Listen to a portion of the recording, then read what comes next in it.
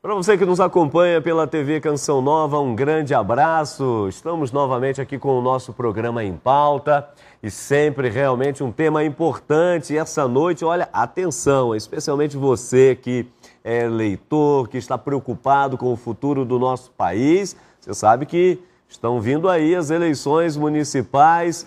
Vamos ter eleição então para vereadores e ver quem vai comandar, não é? A prefeitura nos vários municípios do nosso país, não é? As várias capitais, sem dúvida, mas nos milhares de municípios do nosso Brasil. Então nós vamos conversar sobre este ano eleitoral e queremos ficar no programa dessa noite assim com olhos muito atentos, olho vivo nos candidatos e nas suas propostas. Para isso, acompanhe a nossa matéria inicial. As eleições de 2012 definirão novos prefeitos e vereadores em todas as cidades brasileiras. Os principais partidos políticos do país já estão mergulhados nos preparativos para a corrida eleitoral.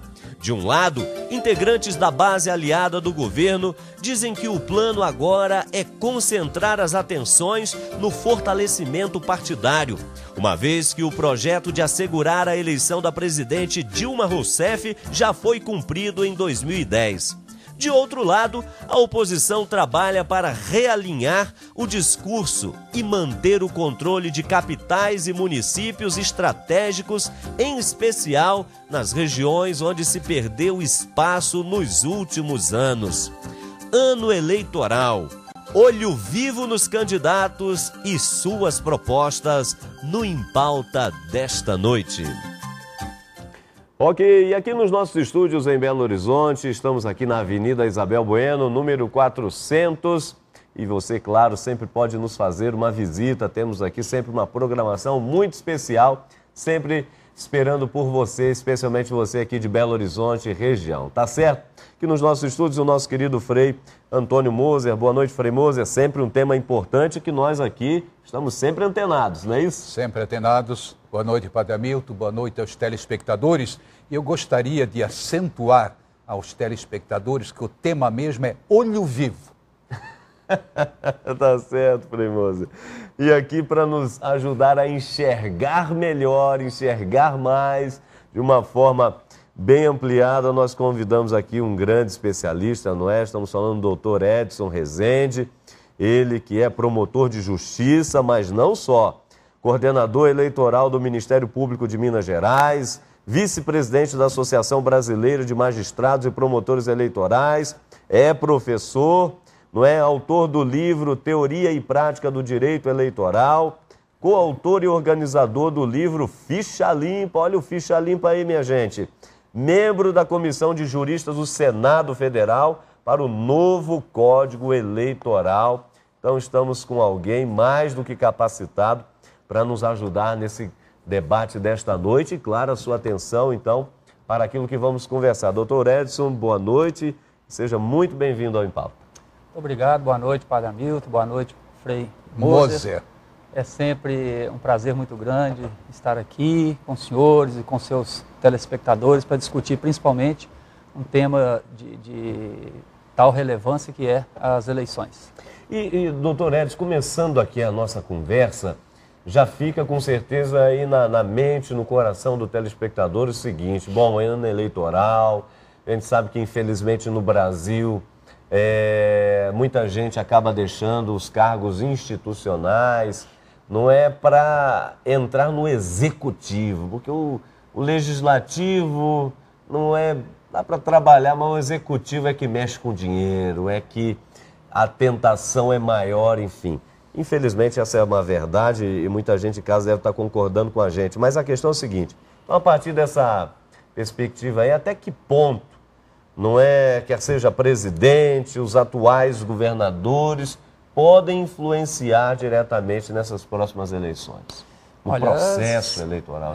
As eleições municipais, elas realmente sofrem com a influência do Executivo Federal e Estadual, na medida em que há interesse realmente do presidente da República e dos governadores em eleger prefeitos, principalmente de cidades maiores, cidades mais importantes, tidas como cidades estratégicas, né? Até mesmo para pensar nas eleições de 2014, que é quando nós voltaremos às urnas para eleger de novo governadores e presidente da República. Então a verdade é que há realmente um interesse político, né, de afirmação de espaço, e essas pessoas, pela importância que elas têm, o presidente da República, o governador, acabam realmente exercendo uma influência importante nas eleições de prefeitos e vereadores.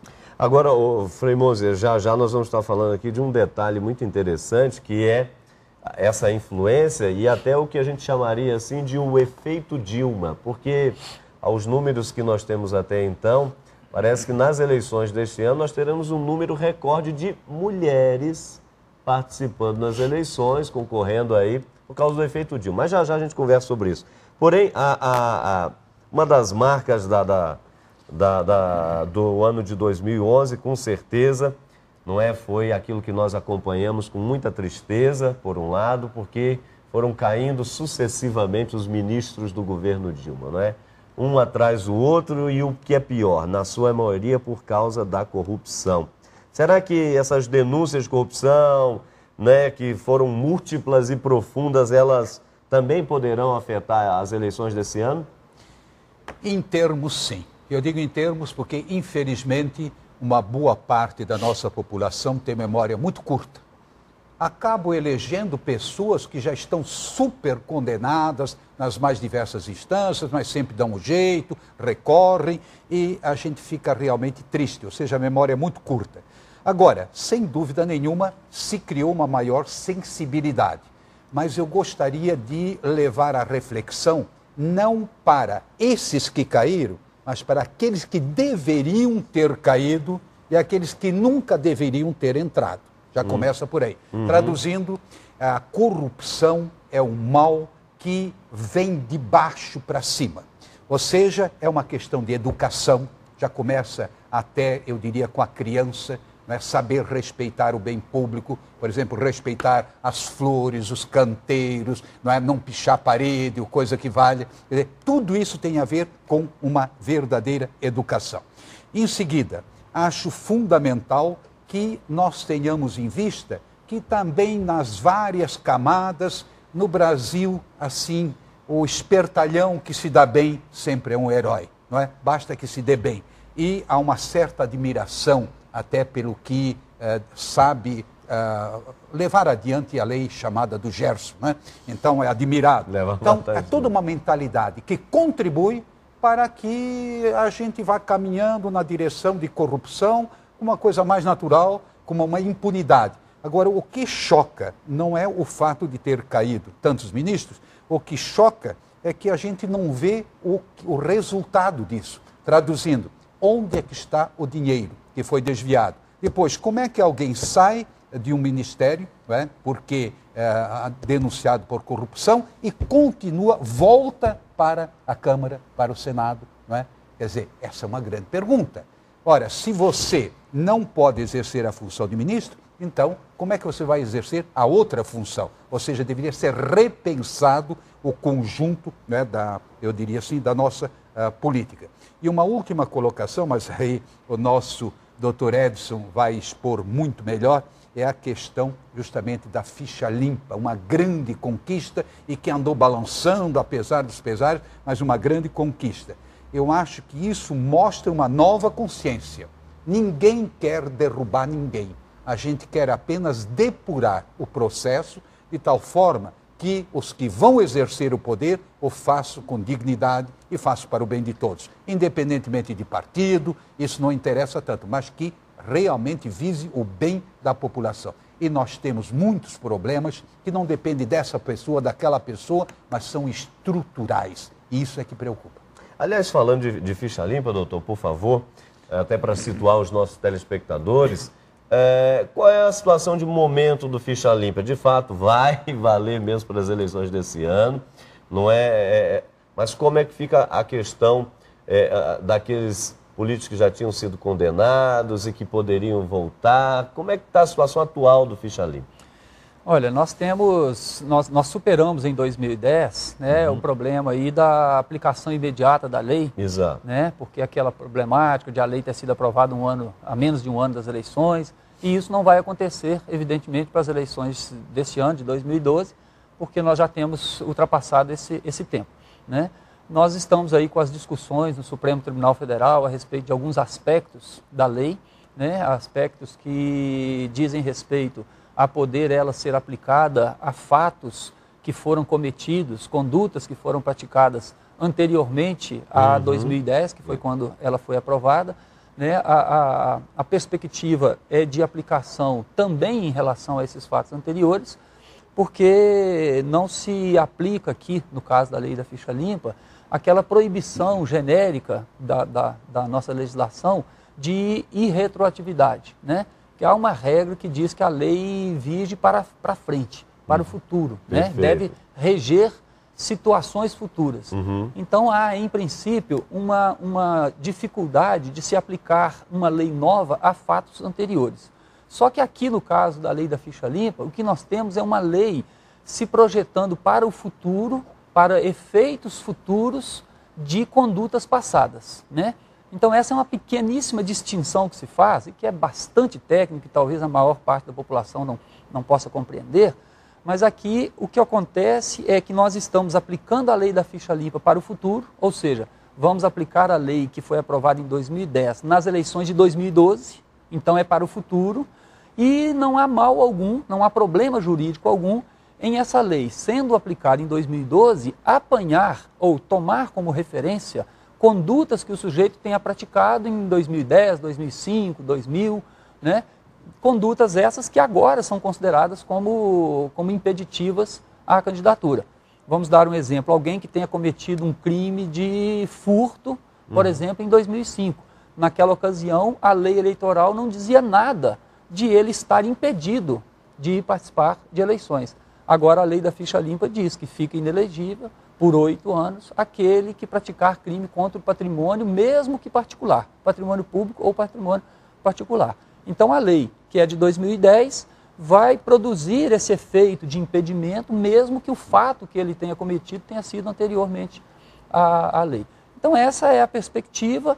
Nós acreditamos, inclusive, com diversos precedentes do Supremo. O Supremo já se manifestou nessa linha outras vezes, e assim, então, imagino que nós não vamos ter grandes dificuldades para isso. Permite aí, para os que estão em sintonia, assim, com a Igreja Católica, logo vão dizer, é o pecado original, ele sempre deixa as suas marcas. Deixa as suas marcas. Aí tá, a verdade é isso mesmo, Frei Moser, né? O que nós podemos traduzir, e o senhor traduziu perfeitamente bem, são as marcas que a conduta da pessoa deixa, né? Eu diria que socialmente deixa para o resto da vida. Mas para a lei diz por 8 anos. Né? A lei delimitou isso, já que realmente seria odiável a lei dizer que o sujeito traz aquelas marcas para o resto da sua vida, né? Para efeito legal isso não seria bom, aceitável. A lei diz por 8 anos. Pelo menos por 8 anos. Pois é, porque nós vamos para o intervalo já, mas esta é uma questão porque nessas eleições, por exemplo, podem retornar ao poder, por exemplo, aqueles deputados, por exemplo, quer ser estaduais ou federais, ou mesmo, no caso, senadores, que não se reelegeram em 2010, mas com um probleminha aqui, olha, quer dizer, poderiam voltar à vida pública novamente nessas eleições, porém, se tiverem, não é algum problema com a justiça, já imediatamente nós temos aqui um órgão que... E dentre as inúmeras reflexões que o Frei Moser colocou na fala anterior, e eu diria que só as reflexões que ele colocou daria para a gente ficar aqui discutindo mais umas 3 horas, porque cada uma delas mereceria abre espaço para muita coisa, mas uma delas é que durante o processo, né, de construção da lei da ficha limpa, quando nós escrevíamos o projeto, eu tive a oportunidade de participar na época, depois colocar esse projeto nas ruas para coletar assinatura, depois colocar o projeto na Câmara dos Deputados, né? Durante aquele tempo, o que nós percebemos é que a sociedade, pela própria igreja que colocou a questão, pela imprensa, a sociedade tomou ciência de que é importante verificar na vida do candidato essas suas marcas. Perfeito. Né? Então, se hoje nós temos um marco legal, se hoje nós temos uma lei que possibilita à Justiça Eleitoral barrar certas candidaturas, o mais importante, ou tão importante quanto isso, é a população saber que é importante verificar se o indivíduo tem na sua vida essas marcas. Ou seja, aquele que cometeu um furto, aquele que cometeu improbidade decorrente lá de desvio de dinheiro público, enfim, uma série de condutas, esse sujeito, ele está rejeitado pela lei e deve estar rejeitado pelo próprio eleitor. O eleitor tem que tomar conhecimento disso, o eleitor tem que procurar investigar a vida dos candidatos. Para isso aí a Justiça Eleitoral presta um auxílio muito grande, porque publica no seu site todo o histórico do candidato, o histórico decorrente dos documentos que ele tem que juntar no registro de candidatura. Então o eleitor pode procurar essas informações e tem um lugar onde achar. Tá certo. Olha, nós vamos para o nosso primeiro intervalo, você não saia daí não, vamos continuar a nossa conversa, tem muita coisa para a gente partilhar nessa noite, falarmos ainda do processo eleitoral, reforma política, reforma previdenciária, a lisura dos candidatos, enfim, tem muita coisa ainda para a gente partilhar. Vamos para o nosso primeiro intervalo, daqui a alguns minutinhos já estaremos de volta.